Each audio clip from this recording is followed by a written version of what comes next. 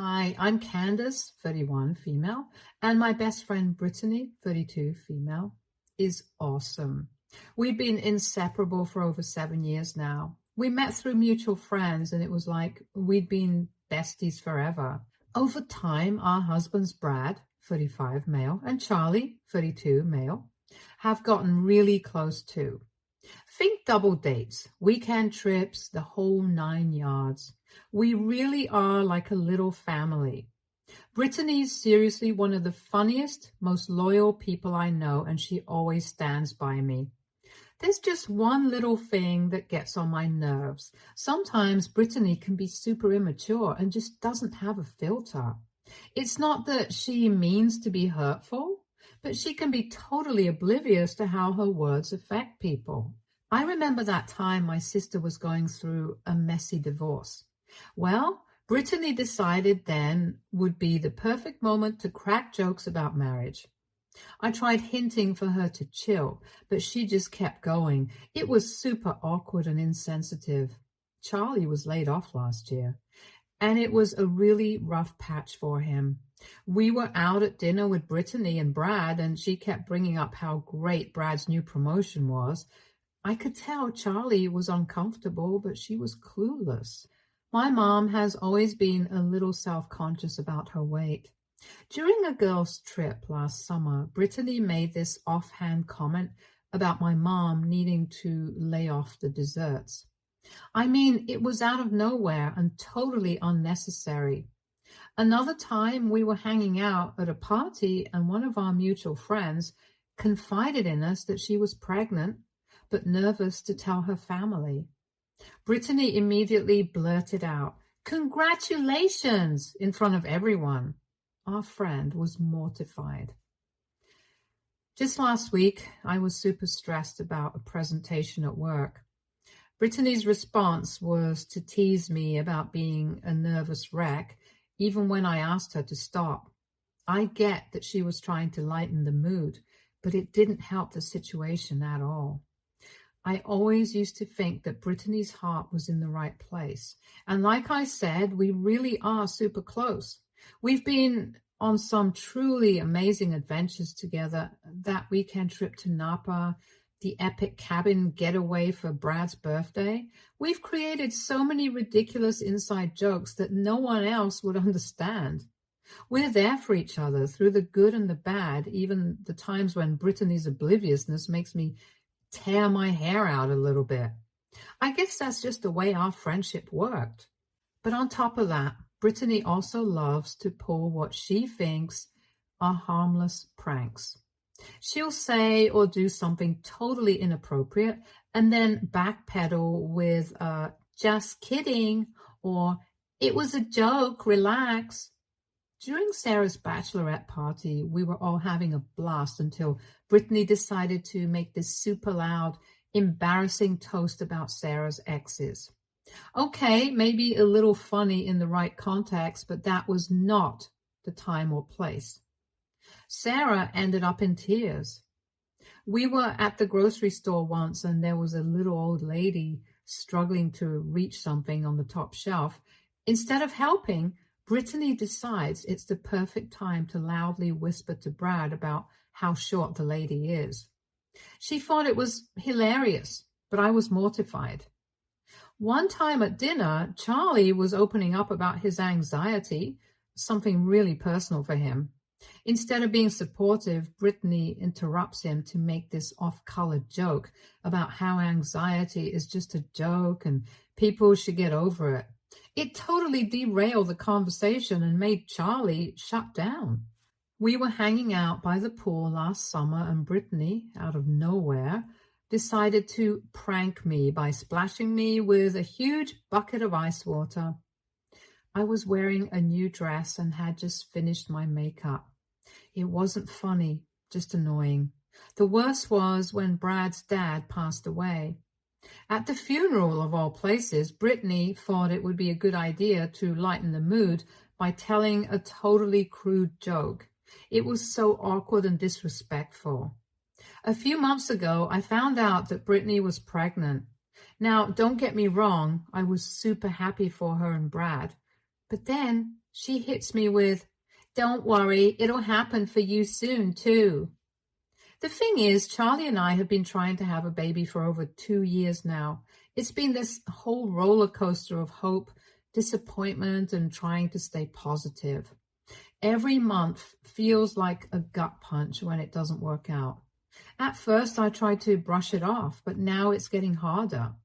Seeing all these pregnancy announcements and baby photos on social media can be a real downer, especially because we're keeping our struggles pretty private. Honestly, I try not to let jealousy get the better of me. Brittany is my best friend and I want to be genuinely excited for her. Still, sometimes it stings.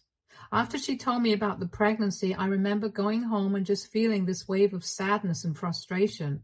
I know Brittany didn't mean anything by her comment, but at that moment, it felt a little insensitive. Luckily, I've got Charlie. We've always been open with each other about the baby stuff, and he's so incredibly supportive. He reminds me that our journey is our own, and we can't compare ourselves to anyone else.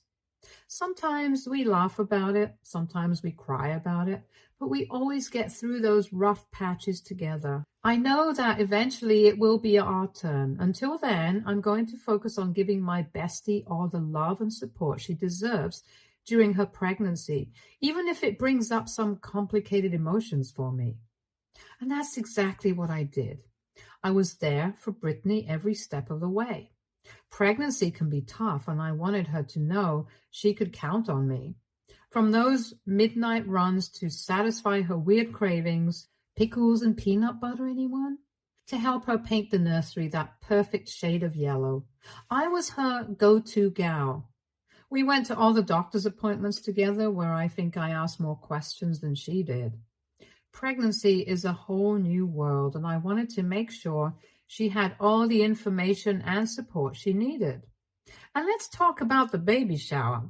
I may have gone a little overboard with the decorations and games, but seeing the smile on her face made it totally worth it. Of course, there were a few times those bittersweet feelings would creep back in, like when we'd be shopping for tiny onesies and adorable little hats.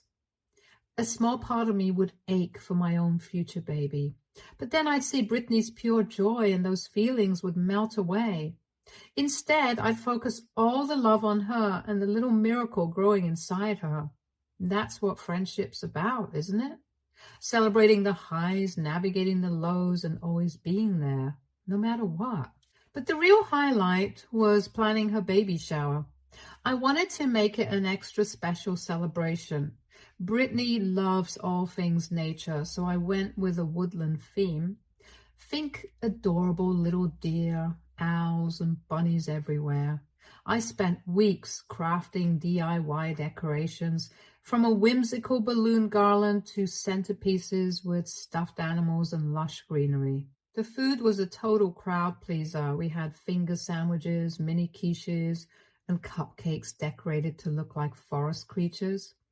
It wouldn't be a party without games, so I planned classics like Baby Bingo and Guess the Baby Food. As favors, I gave everyone tiny potted succulents with personalized tags, a sweet reminder of the day. Seeing the joy on Brittany's face as she opened gifts and laughed with our friends made all the planning worthwhile. It was the perfect way to shower her and the baby with love. The reason why I'm telling you all these details is so that you will know just how much thought I put into her baby shower. I wanted everything to be perfect, a special way to celebrate my best friend and her growing family. However, I guess it wasn't enough because Brittany thought that the party could use some drama. We were in the middle of opening presents, surrounded by laughter and smiles, and Brittany was glowing, basking in the outpouring of love. Then she paused, a mischievous glint in her eye, and said, "Actually, I have one more announcement." My heart gave a little skip. Maybe it was the baby's gender? Brittany stood up, drawing everyone's attention. With a theatrical flourish, she placed a hand on her belly and declared, "The real father of this baby is Charlie." The room fell silent. It was as if someone had hit pause on a joyful movie and replaced it with the worst possible twist. My mind raced trying to process what I just heard. Was this one of her infamous pranks gone horribly wrong? A twisted attempt at humor?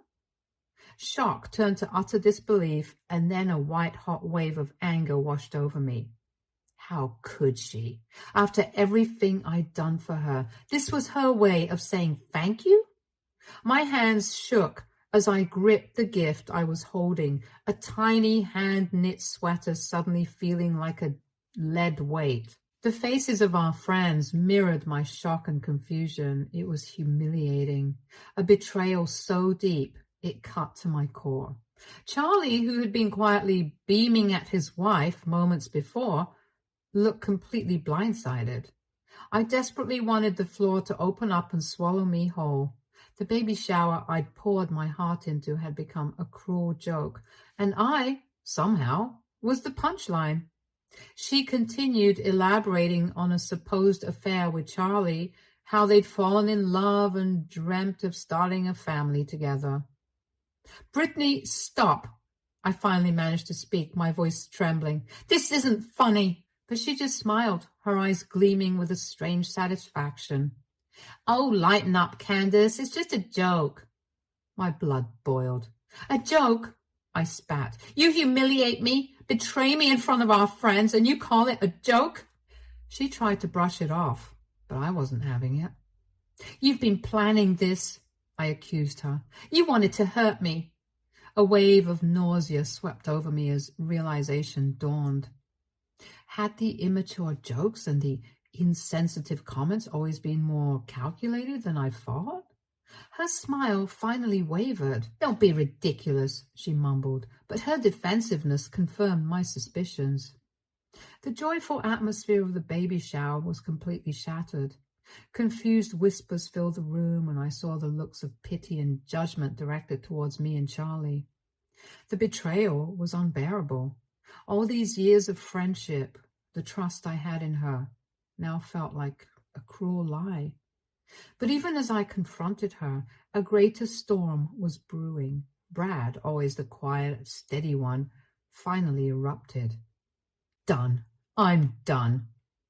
His voice was low and dangerous, cutting through the shocked silence. I've had enough of your jokes, your lies, the way you constantly put everyone else down just to make yourself feel better. Brittany's smug mask crumbled. Brad, it was just a joke. Don't be so dramatic, he scoffed. This isn't a joke. This is who you are, Brittany. You're always looking for some twisted form of attention, even if it means hurting the people who love you. Tears welled in his eyes, a mix of anger and hurt. I can't do this anymore, he said, his voice thick. Brittany sputtered, trying to find words, but Brad simply turned and walked away. The sound of the front door slamming shut echoed through the house. The party was over, not with laughter and well wishes, but with the shattering of illusions and the weight of unspoken truths hanging heavy in the air. My heart ached for Brad, for the years he must have endured. Deep down, even amidst my own pain and confusion, a tiny voice whispered, if maybe, just maybe, there was a warped sense of justice in all this chaos. As Brad stormed out, the dam finally broke. Brittany collapsed into a sobbing heap, her cries echoing through the now deserted room. I told the remaining guests to leave, offering mumbled apologies for the abrupt end to the celebration. Once we were alone, Brittany's despair turned to rage. She hurled a half-open gift across the room, the delicate wrapping paper tearing. How could he do this to me? She wailed. Maybe, I began cautiously, maybe he's just tired of your pranks. Maybe the joke about your baby's father was the straw that broke the camel's back. My voice, initially hesitant, gained strength. Years of suppressed frustration poured out. Don't you see how cruel it was, Britt? Charlie and I, we've been struggling, and you know that. Yet you still made that your big joke. The accusations hung in the air. I recounted past incidents, the time she'd mimicked Melissa's stutter, the weighty comments directed at my mom, and the constant need to be the center of attention no matter the cost. Brittany's sobs turned defensive. She accused me of being oversensitive and of not understanding her humor. I stood my ground. There's a difference, I insisted, between having a good laugh and intentionally hurting people. You seem to forget that line exists. It was an exhausting, heartbreaking argument. As the sun began to set, casting long shadows across the half-decorated room, I realized this wasn't just about one ruined baby shower. Our friendship, the one I treasured for so long, was crumbling before my eyes, and amidst all the anger and sadness, there was a strange sense of clarity. I had let Brittany walk over me for too long, all in the name of being the bigger person. Maybe this was the shattering we both needed. Once we were alone, her despair turned to rage. How could he do this to me? She wailed. He's supposed to be there for me through thick and thin. Instead of saying anything to defend me, he just blows up and leaves. Maybe, I began cautiously, maybe he's just tired of your antics, Britt. You always push the envelope, and it seems like he's reached his limit. A flash of anger crossed her face. I can't believe you're being so harsh. It's not like I cheated on him for real. That's when it hit me. We were operating in completely different realities. Britt, this isn't about cheating. It's about respect, about constantly hurting the ones you love under the guise of humor. She bristled, shifting the blame. Well, none of this would have happened if you hadn't overreacted. I make a joke and you go ballistic. You basically caused this mess. The absurdity of it made me want to scream. Caused the mess, Brittany. You dropped a bomb in the middle of a party, humiliated your husband and your friend, and now you're blaming me for the fallout? It spiraled from there, a rehashing of old arguments, her refusal to take responsibility, and my growing realization that maybe this was the end. The baby shower decorations, once so bright and cheerful, now felt like a mockery, a backdrop to a fractured friendship I didn't know if I could ever salvage. This whole thing was such a disaster. Her relentless attacks left a sour taste in my mouth. So, with a final desperate plea for her to even try to understand, I cut the conversation short. Brittany, I'm done with this. I cannot fix this for you. You need to take a good hard look at why things always seem to explode around you. I left her sitting amidst the ruins of her baby shower, the half-opened gifts and woodland decorations, a stark contrast to the turmoil raging within us both. Walking away, I couldn't shake the sense of guilt. Had I been too harsh? Should I have softened my words and tried to cushion the blow? Yet, deep down, I knew I'd spoken the truth. For years, I tried to gently steer Brittany away from her hurtful behavior, but my kindness had been mistaken for weakness. Maybe this stark confrontation, however painful, was what she needed. Looking back, I think I may have been a little harsh. So do you think AITA for telling the truth to my best friend after her husband dumped her in front of everybody? Update 1. Yeah, it's been a rough week since that whole mess with Brittany's baby shower. And let me tell you, it's been like a whirlwind of drama ever since. See, Brittany, her mom, and a bunch of our mutual friends have been blowing up my phone nonstop, trying to guilt trip me into feeling bad about what went down. They keep calling me and leaving these voicemails telling me how much of a jerk I am for supposedly ruining Brittany's special day.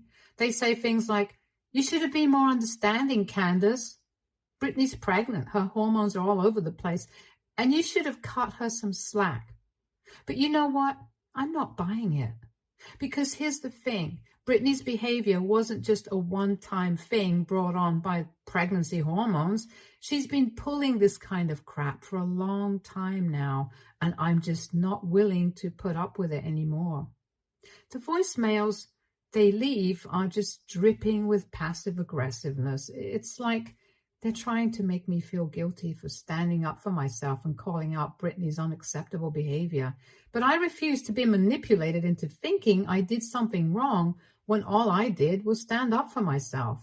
In one voicemail, Brittany's mom even had the nerve to say, "You're supposed to be her friend, Candace. Friends don't treat each other like this."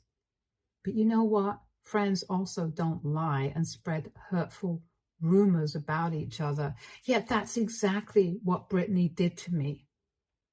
It's like they're all trying to gaslight me into thinking I'm the bad guy here, when in reality, all I did was set some boundaries and stand up for myself. And you know what? I'm proud of myself for doing it. But still, hearing those hurtful voicemails day after day takes its toll. It's like a constant reminder of the drama and negativity that Brittany brings into my life. And honestly, I'm just so over it. So yeah, I may have ruffled some feathers by calling out Brittany's behavior, but you know what? I'd rather be true to myself and stand up for what's right than bend over backwards trying to please someone who clearly doesn't respect me. At the end of the day, I know I did the right thing by standing up for myself, and no amount of guilt-tripping voicemails is going to change that. So they can keep calling and leaving their messages, but I'm not going to let it get to me. I'm done playing their games. Yeah, things got a bit awkward at work after the whole baby shower debacle, especially since Brittany and I worked together. I tried my best to steer clear of her in the office, hoping to avoid any further drama, and for a while it seemed like she was doing the same, keeping her distance to avoid causing a scene in front of our co-workers. But then one day, as I was heading to my car in the parking lot, she cornered me out of nowhere. She had this look of desperation in her eyes, like she was about to burst into tears at any moment. She started asking me why I was doing this to her, why I was being so cold and distant, and she kept saying how much she needed me right now. I'll admit, it tugged at my heartstrings a little to see her like that. I mean, despite everything that had happened, she was still my friend, and it hurt to see her in such distress. But at the same time, I couldn't ignore the fact that she had really crossed a line with her behavior. So I mustered up all the courage I had and told her straight up that I didn't want to be near her at that moment. I needed some space to process everything that had happened, and I wasn't ready to just sweep it all under the rug and pretend like nothing had happened. I told her that if and when I felt ready to talk to her again, I would reach out to her. She didn't take it well, to say the least. She started yelling at me, accusing me of being a terrible friend and abandoning her when she needed me the most. But I knew I had to stick to my guns and prioritize my own mental and emotional well-being. So, without another word, I turned on my heels and walked away, leaving her standing there in the parking lot, still yelling after me.